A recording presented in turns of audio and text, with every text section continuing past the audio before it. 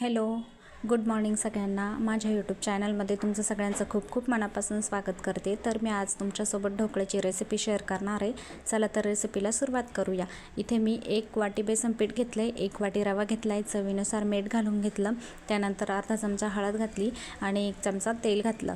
आणि आता त्यानंतर मी थोडंसं लिंबू सत्व टाकते. लिंबू नाही आहे माझ्याकडे, अर्धा लिंबू पिळून घालू शकता तुम्ही. आणि थोडीशी साखर घातली. नंतर हे मिश्रण एकत्र करून घ्यायचं. थोडं थोडं पाणी घालून याचं बॅटर तयार करून घ्यायचं. इकडे बॅटर तयार झालं. त्यानंतर मी त्याच्यामध्ये अर्धा चमचा खाता सोडा टाकला आहे, इनो वगैरे नाही वापरला. आणि नंतर डब्याला तेल लावून घेतलं चांगल्या प्रकारे, जेणेकरून ढोकळा चिकटणार नाही खाली. आणि हे मिश्रण डब्यामध्ये काढून घेतलं. आणि आता 20 मिनिटासाठी याला वाफ घ्यायला ठेवून देऊ आपण. याची 20 मिनिटं वाफ काढून घेऊ.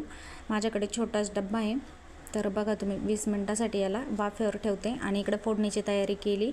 तेल टाकलं चमचाभर, जिरे मोहरी टाकले, हिरवी मिरची कट करून टाकली, कढीपत्ता टाकला, कोथिंबीर टाकली आणि अर्धा ग्लास पाणी घालून घेतला.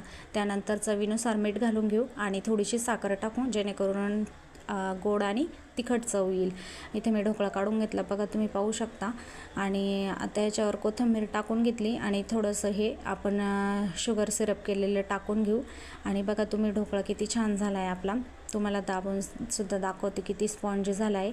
चला, तुम्हाला जर व्हिडिओ आवडले असेल तर लाईक, शेअर आणि सबस्क्राईब करा.